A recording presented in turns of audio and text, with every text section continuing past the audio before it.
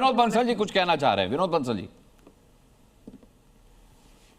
देखिए अनुराग जी, मैं एक बात कहना चाहता हूं कि जब वो कश्मीर घाटी से और निर्दोष हिंदुओं को मार करके, काट करके, धर्मांतर करके, भगा करके उनको जब मारा जा रहा था, नृशंस हत्याएं की जा रही थी, पता था जब आपके मुंह से निकलेगा। अरे तो आपने कौन से बसा दिए सर? अब ये बहस शुरू मत कीजिए। अरे कश्मीरी हिंदू कौन से बसा दिए गए?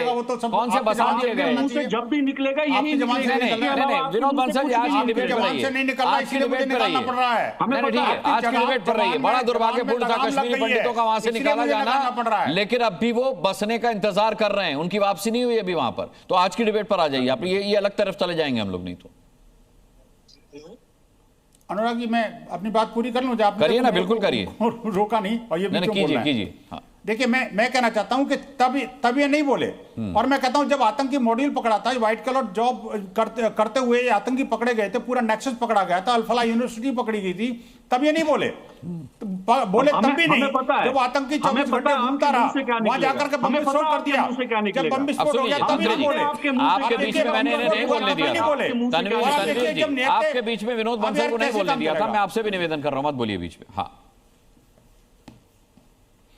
देखिए, जब आतंकी ने वो विस्फोट किया लाल किले के सामने, तब भी नहीं बोले कि इतने लोग मर गए, हमें अफसोस है। इन दोनों में से कोई नहीं बोला। अब आप देखिए कि जब आतंकियों की आका और उनके महल ढाए जा रहे हैं, तो इनके दिल के अरमा आंसुओं में बह गए। आप सोचिए, दोनों की दोनों, एक आतंकियों के महबूबा है और एक जिहादियों के अब्दुल्ला है, ये दोनों की दोनों मिलकर के और एक ही टोन में बोल रहे हैं। और अब इनको कश्मीरियत याद हो रही है, यानी निहत्ते लोगों को मारना कश्मीरियत है क्या? क्या दिल्ली के अंदर बम विस्फोट करना कश्मीरियत है क्या? आतंकवादियों के द्वारा एक यूनिवर्सिटी चलाना क्या कश्मीरियत है क्या? ये क्या लाल किले के सामने निहत्ते लोगों की जान लेना कश्मीरियत है क्या? अरे शर्म आनी चाहिए आपको। आज आपको कश्मीरी की युवाओं की जिंदगी प्यारी हो रही है। अरे महबूबा कह रही है, महबूबा आतंकियों की महबूबा कह रही है कि मुझे आपकी लाशें नहीं चाहिए, मुझे आपकी जानें चाहिए। आज देखिए, जब वोट बैंक खिसक रहा है तो वो महबूबा कह रही है मुझे आपकी जानें चाहिए। कहां से कश्मीरी बच्चों की जान इनको इतनी प्यारी होगी? मैं आपसे थोड़ी डिबेट मैं तो आपको भी लेकर आया हूं, मैं तो आपको भी लेकर आया हूं।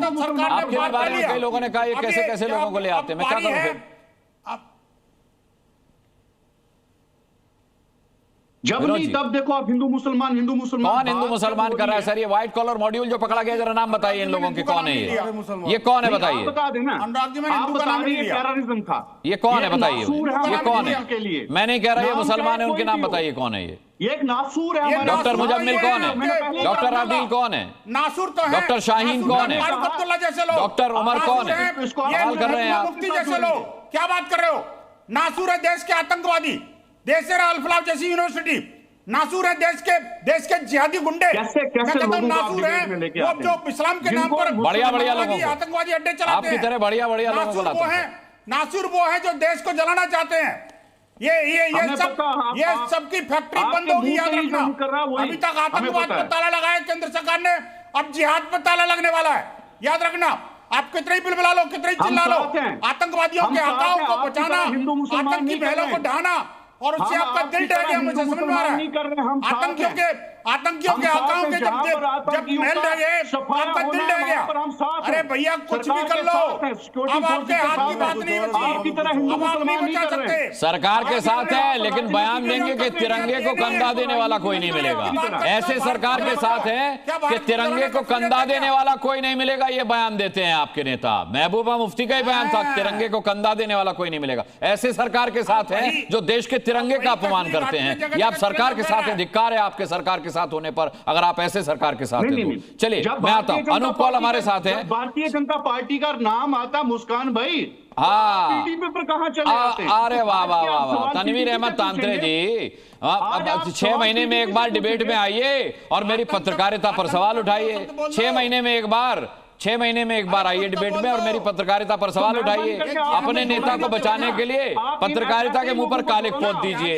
यही आप लोगों का एजेंडा है। ये मैं चलने नहीं दूंगा अपनी डिबेट में। ये मैं चलने नहीं दूंगा कि बीजेपी से आप कोई सवाल क्यों नहीं पूछते हैं। जब भी भारतीय जनता पार्टी की बात आती है आपके, अरे साहब सबसे ज्यादा सवाल भारतीय जनता पार्टी से पूछता हूं, सबसे ज्यादा सरकार से सवाल पूछता हूं। लेकिन ये मैं आपको साबित नहीं करूंगा।